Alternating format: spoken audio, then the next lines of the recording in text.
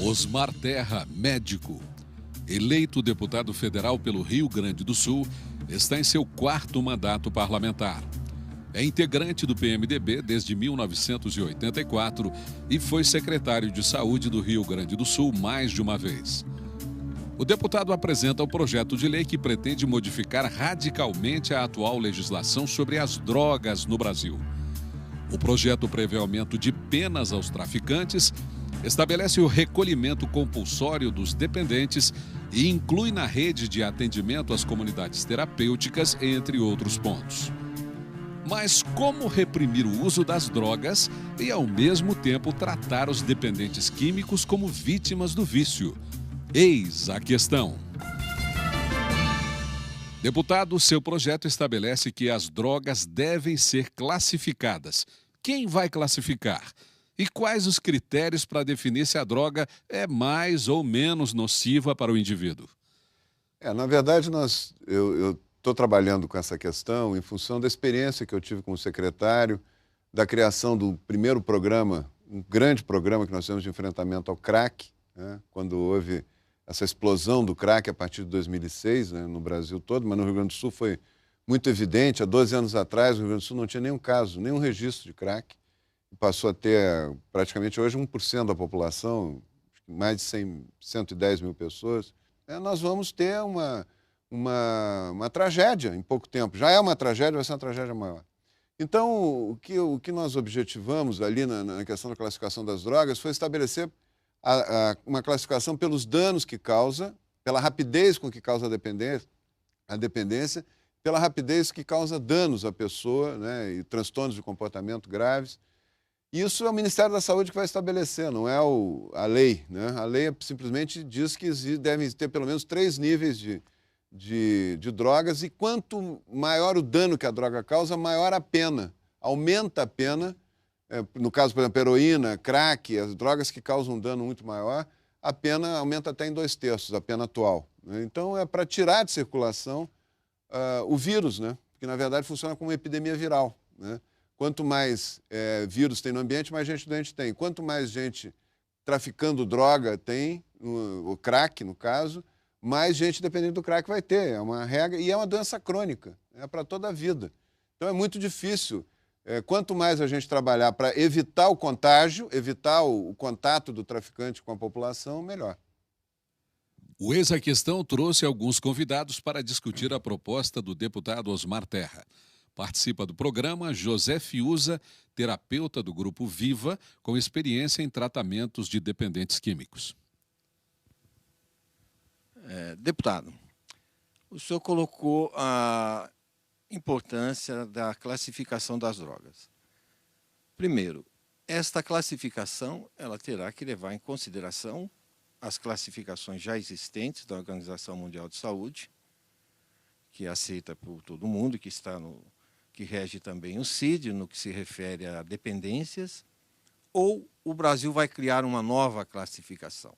Segundo, onde o seu projeto contribui para que as comunidades terapêuticas que vêm prestando um serviço à sociedade brasileira já de longa data, porém de fundamentação humanista, por vezes cristã, se separam das clínicas que têm profissionais especializados, uma intervenção multidisciplinar, que foge um pouco da questão humanista e cristã e foca a intervenção, o tratamento, na questão técnica, clínica, psiquiátrica, psicoterápica.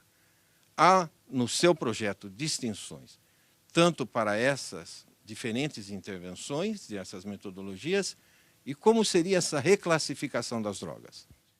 Olha, a reclassificação se baseia no que existe hoje de conhecimento, né, pela Organização Mundial de Saúde, pela pesquisa. Eu pautei muito o projeto em cima de evidências científicas, né? Então, tudo que tem de evidências mostrando o efeito de uma droga mais potente que a outra, o crack, embora seja a mesma base da cocaína, ele é 8 vezes mais potente que a cocaína pela forma de administração, né? Como ele entra pelos alvéolos, ele atinge muito mais rapidamente a circulação e o cérebro, né? E de uma maneira muito mais rápida, dura 10, 15 minutos o efeito, depois a pessoa precisa de novo, né? Entra em fissura, né? Precisando de novo da droga. Então, essas drogas que causam esse tipo de alteração, que praticamente tiram a pessoa do convívio, né, rapidamente, em questão de semanas, essas drogas devem ser as drogas classificadas como mais potentes. Mas isso eu acho que aí o Ministério vai ter a capacidade de ver o que tem, né, o que tem de trabalhos, o que tem de conhecimento sobre a parte química das drogas, a farmacodinâmica, né, dessas drogas, para poder estabelecer esses 3 níveis. E, em relação às comunidades terapêuticas, eu vejo a questão das comunidades terapêuticas, nós estamos numa guerra, nós temos poucas estruturas para atendimento e temos muita gente doente, e doentes crônicos, com problemas graves e muito jovens. Nós temos hoje uma mortalidade muito alta dos usuários de droga, principalmente dos usuários de crack, né? Mata muito mais que todas as epidemias virais juntas, né? Então, nós precisamos usar as armas que nós temos disponíveis. Baseado em evidências científicas, eu considero que a droga ela causa uma memória do prazer muito poderosa, né? Ela muda as conexões do centro de recompensa cerebral e causa uma dependência, um prazer tão forte que a pessoa até os outros prazeres, até de comer, desaparece, né? A pessoa, o usuário do crack, ele definha, né, fisicamente, tem um emagrecimento brutal em poucas semanas, né? Então, alterações muito graves e essa memória fica. Se a pessoa continuar no meio que ela está, ela vai continuar tendo as referências de memória daquele prazer e vai continuar, com muito mais dificuldade, ela vai se libertar da droga. O ideal é que ela fique fora do ambiente que ela está, no ambiente que ela fique em abstinência prolongada, né? É claro que com protocolos científicos, protocolos técnicos, né, com acompanhamento clínico, mesmo sendo em comunidades terapêuticas, religiosas, mas que tenha junto o acompanhamento clínico, né, o acompanhamento médico.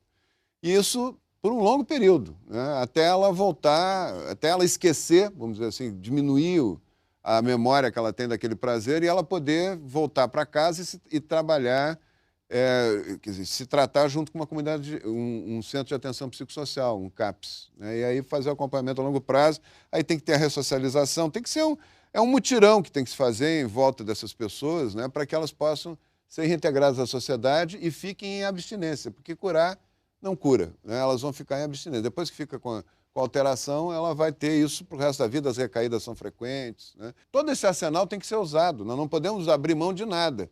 Tem um preconceito em relação às comunidades terapêuticas, de alguns setores, mas que eu acho que nós temos que, desde que tenha um protocolo científico, um bom acompanhamento, tem que ser aproveitado. São 60 mil vagas que tem hoje no Brasil, a gente pode dobrar isso rapidamente, em vez de construir prédios e em vez de ficar, né, investindo em questões que demoram muito para dar resultado, nós podemos ter um resultado rápido com as comunidades terapêuticas, mas não abrindo mão dos CAPs e da reinserção social. Deputado Osmar Terra, o senhor fala no projeto sobre a recuperação dos ex-dependentes químicos, mas como viabilizar a reinserção na sociedade, como o senhor citou, garantindo inclusive trabalho? Nós estamos, no projeto, a gente trabalha num modelo semelhante ao Sistema Único de Saúde, descentralizado. Todo esse trabalho é feito no nível do município, com recursos federais e com recursos estaduais, né? Mas o município é que que tem um contato direto com a população. Então, a nossa busca é do dependente no município, né? Ele vai participar de um programa e quando ele estiver na fase em abstinência prolongada, for um dependente em recuperação, ele, além de ter um acompanhamento de um centro regional, que não precisa ser no município, mas ele vai ter um acompanhamento, ele vai ter todo um trabalho de reintegração social, que a prefeitura tem que promover, né? De reinserção em atividades artísticas, culturais, de esportivas, né? E, principalmente, dos eixos que nós colocamos na lei é o incentivo fiscal às empresas que deem emprego aos dependentes em recuperação, que vençam o preconceito que hoje existe em relação a eles, né? E acreditando que eles podem efetivamente ficar em abstinência, né, e poder ter uma vida relativamente normal. Mais um convidado do nosso programa é o especialista em segurança pública e pesquisador da Universidade de Brasília, Flávio Testa, que agora faz sua pergunta. Deputado, o senhor colocou no seu projeto que nós vivemos uma situação muito grave, é quase uma guerra, combater principalmente o fenômeno do crack. E também o senhor tem colocado que é uma necessidade de haver uma articulação entre os governos federal, estaduais e os diversos prefeitos, que na prática são os responsáveis diretos pelo atendimento àqueles que são dependentes do crack. No seu projeto, o senhor também coloca a ideia de que deverá ser colocado via lei do orçamento um montante suficiente para ser aplicado nessas ações de governo. Eu gostaria que o senhor nos explicasse de que forma o senhor pensa em ter o montante exato, ou pelo menos o montante adequado, para que essas ações de governo pudessem, de fato, gerar uma ação integrada e não esse descompasso que nós verificamos atualmente entre as demandas das prefeituras, nos municípios, a dificuldade que tem o governo federal de alocar, de fato, os recursos necessários e ficar, na verdade, ao invés de uma ação integrada para produzir efeitos rápidos, essa desarticulação na prática. Como é que o senhor vê isso? Além de ter, eu acho que o seu projeto realmente é um avanço bastante significativo, mas aonde eu vejo uma dificuldade estrutural é exatamente nessa análise, nessa viabilização de recursos suficientes para produzir resultados em tempos hábeis. Esse é um drama, né, que existe em qualquer programa público, né? Como é que vai se garantir os recursos para que o prefeito execute. Eu sou da área da saúde, eu ajudei a implantar o SUS no Brasil, fui prefeito também, então eu conheço esse drama bem. Mas eu acho que o governo federal agora lançou um programa no final do ano passado, a presidente Dilma, o ministro Padilha, o ministro Cardoso da Justiça, um programa colocando um recurso considerável, 4 bilhões de reais, né? Eu acho que isso pode ser, a partir daí, a gente pode estabelecer e ir medindo, porque a gente não tem ideia. É impressionante, Tessa, mas nós não temos ideia da quantidade de dependência. Nós não temos uma pesquisa adequada feita pelo governo ainda, né? Foi feita uma pesquisa pelo Senad, mas é só com as cracolândias. Então, é uma pesquisa que trabalha com a ponta do iceberg, não trabalha com o que está escondido. Quem avançou mais na área de ter uma dimensão do problema foram os municípios mesmo. O observatório criado pela Confederação Nacional dos Municípios dá uma ideia do tamanho do problema. A partir dessa pesquisa que os municípios fazem, é que nós chegamos à conclusão que hoje, certamente, 1 ou mais por cento da população brasileira já está dependendo do crack, né? Então, a partir daí, nós temos que estabelecer aí um pacto do Estado com, né, do governo federal, o governo estadual e os municípios para garantir o recurso. O prefeito tem que ter a garantia, né? Mas é o recurso para quê? Para ter a internação, para desintoxicar. Acho que tem um primeiro momento, quando a pessoa está com um problema, ficou dependente, vai iniciar o tratamento, ela tem que desintoxicar, tem que tirar da circulação do sangue a droga, embora ela fique com a memória, né, da droga. E isso é 15, 30 dias. Então, nós precisamos de mais leitos hospitalares. Eu acho que nós vamos sair de, sei lá, de 10, 15 mil leitos hospitalares a mais para desintoxicação, né? A partir dali, ela sai e vai para uma clínica ou vai para uma comunidade terapêutica para ficar em abstinência um período mais prolongado. Depois vai para o centro de atenção psicossocial. Tudo isso tem custo, né? Eu acho que isso dá para se estabelecer um per capita, né? Partindo do princípio que 1% da população está dependente. A partir dali, vai se medindo pela demanda, na medida que as coisas forem evoluindo, o valor que vai ter que ser. Mas eu acho que o governo começou bem com 4 bilhões, eu acho que é um bom recurso, e bem aplicado, eu acho que ele já causa um impacto grande. Deputado Osmar Terra, o número de dependentes em remédios e anabolizantes cresce entre os jovens. Como tornar o acesso a essas drogas mais restrito para evitar o vício? Eu acho que nós temos que restringir sempre as drogas, inclusive o álcool, né? Tem que restringir o máximo que a gente puder, né? Porque um é a porta de entrada do outro e começa, né? O álcool é a maior porta de entrada de todas, a maconha também né? Hoje se bota pedacinhos de crack dentro do cigarro de maconha sem o usuário perceber, daqui a pouco ele está dependente do crack e não se deu conta, né? E isso é muito rápido. Então, eu acho que quanto mais restrição tiver, melhor, né? Eu acho que realmente tem que ter uma legislação específica para essa questão de anabolizantes, de medicamentos. Tem muita gente dependente de remédio para dormir, tem muita gente dependente de remédio para emagrecer. Eu acho que nós temos que trabalhar com esse universo todo. Na verdade, a lei não é só sobre o crack. Eu estou usando o crack porque eu acho que é o exemplo mais grave, né? É o problema mais grave. Mas nós temos que estabelecer uma regra para restringir.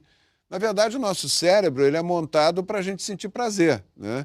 E uma droga que engana o cérebro, que dá um prazer maior, há uma tendência da pessoa usar de novo, usar de novo. Nós temos que estabelecer, restringir esse tipo de acesso a esse prazer que causa dependência e estimular o prazer natural, o prazer do exercício físico, que dá prazer também, libera dopamina, libera endorfinas, né? Estabelecer o prazer da música, das atividades culturais, quer dizer, a própria estrutura das cidades tem que ser melhor adaptada. Na verdade, nós não vamos lidar só com um leito de hospital, nós temos que trabalhar com um todo, né? A comunidade é um grande mutirão para enfrentar essa questão. Mais uma participação do doutor José Fiuza, do Grupo Viva.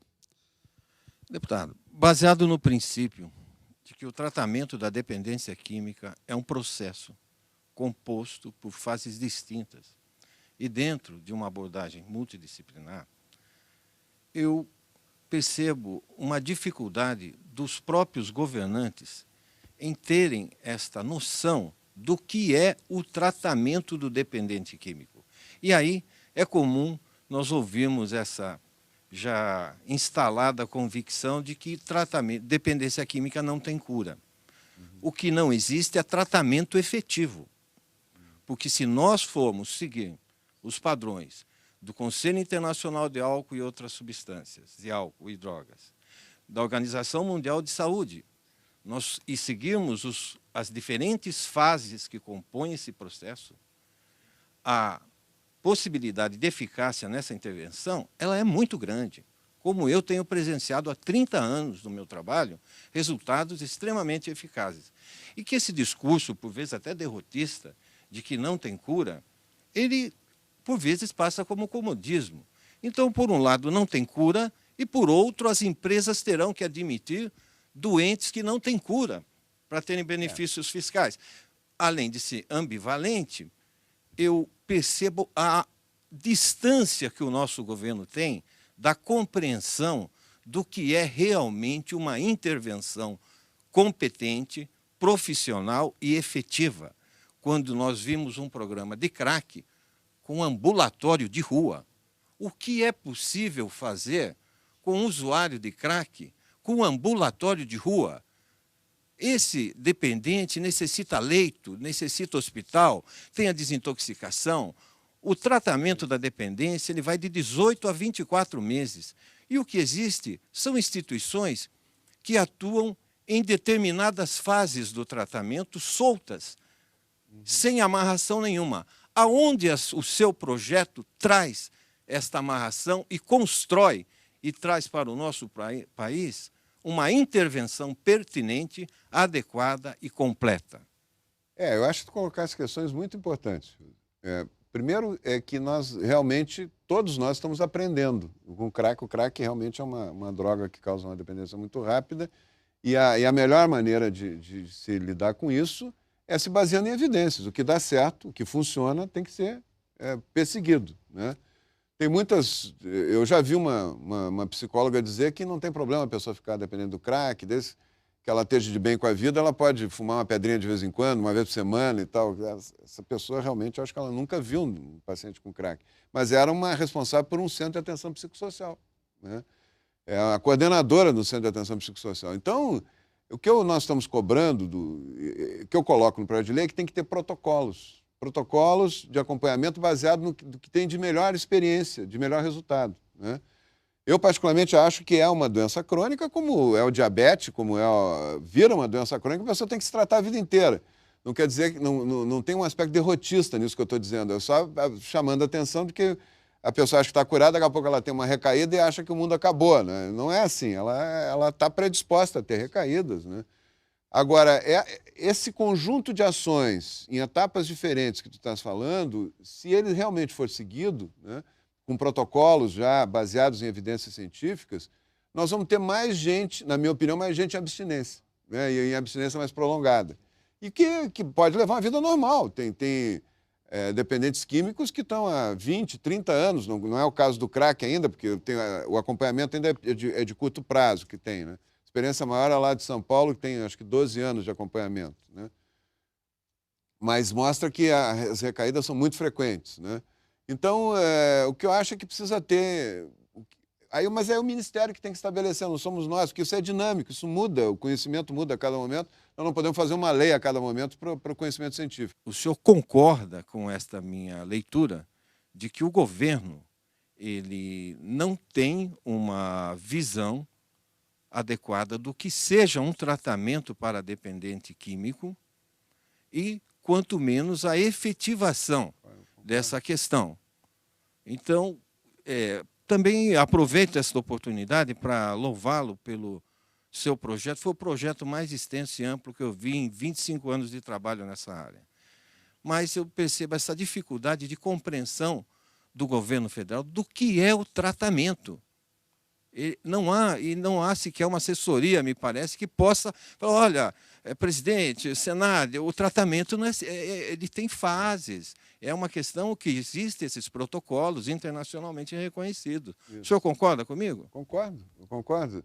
Acho que os governos, de uma maneira geral, tanto os estaduais, os municípios e o próprio governo federal, eles têm uma certa perplexidade em relação a isso e tem muitas correntes. Nós temos muita questão ideológica misturada com ciência, que atrapalha também, né? A ponto eu estava dizendo da secretária do Senad achar que a epidemia do crack é uma bobagem, né?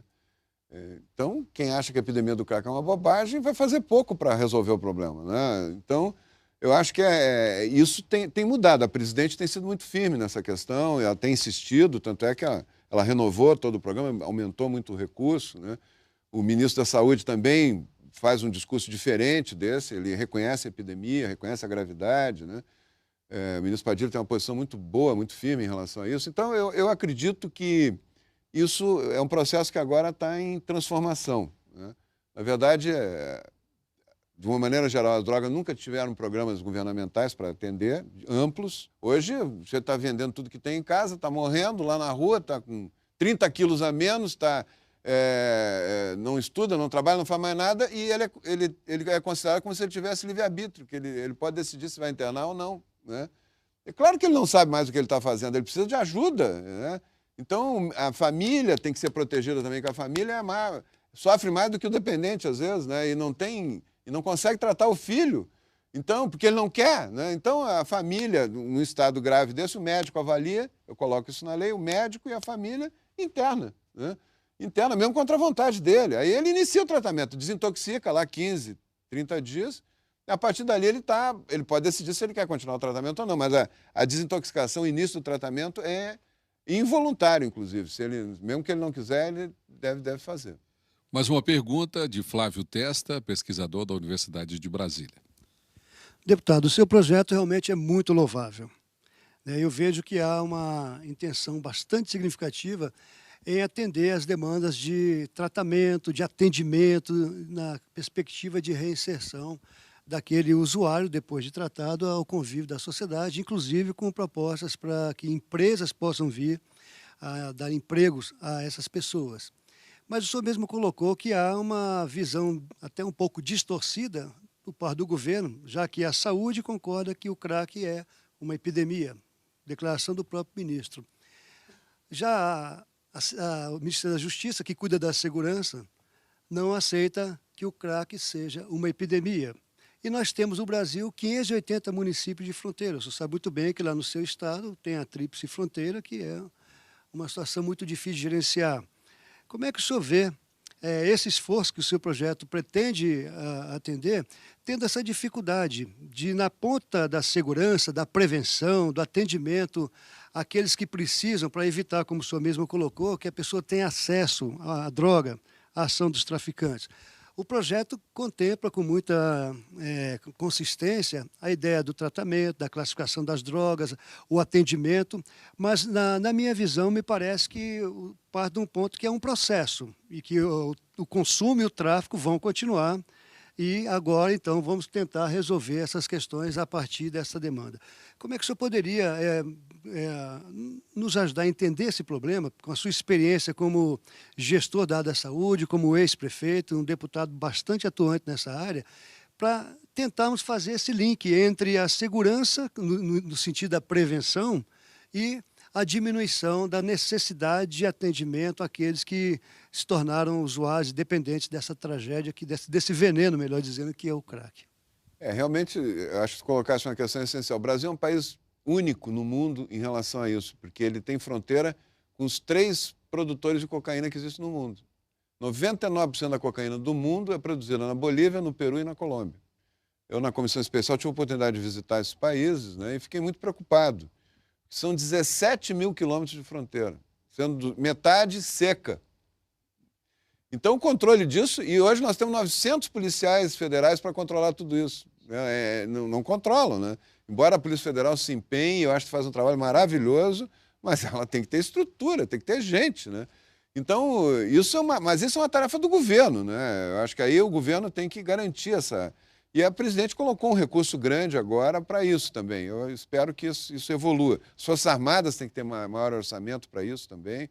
Na verdade, é uma operação de guerra na fronteira, porque eles estão passando o tempo todo. Eles passam de avião, voo rasante, o radar não pega, né? Eles passam com mula, passam de tudo que é jeito na fronteira. E um dado muito preocupante em relação a isso é que, de 2006 para cá, aumentou, eu acho que mais do que triplicou o número de usuários de crack, né, no Brasil. Mais do que triplicou a apreensão de drogas. A polícia cada vez prende mais em quantidade gigantesca. A polícia faz um trabalho maravilhoso. Os departamentos de narcóticos, a Polícia Federal, tratamento faz o que pode, né? Então são quantidades gigantescas de droga apreendidas, quantidade gigantesca de pessoas que estão usando droga e o preço não muda.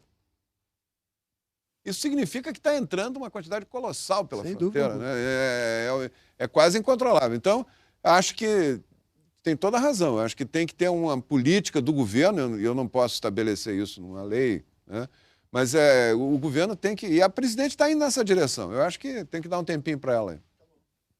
Deputado Osmar Terra, peço que o senhor responda rapidamente a uma pergunta final. Seu projeto já tramita há 2 anos na Câmara e, diante do grave problema que é o avanço do crack e de outras drogas, por que a demora na aprovação? Não, agora tem uma novidade, né, boa, né? Foi constituída a comissão especial para apressar a aprovação do projeto. Então, a primeira reunião foi a semana passada, nós já fizemos a segunda reunião agora.